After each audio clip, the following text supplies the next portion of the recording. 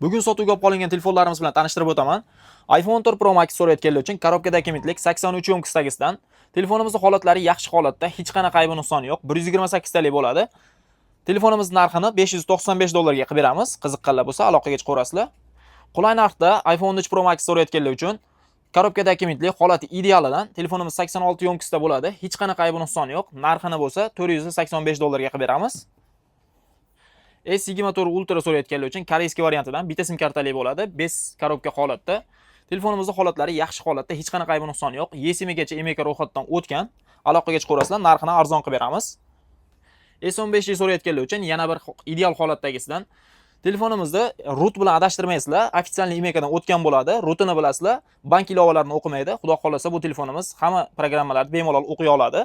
Qiziqqanlar bo'lsa aloqaga chiqaverasizlar. Holatlari rostdan ham juda ham ideal holatda. Bunaqasi juda kam keladi.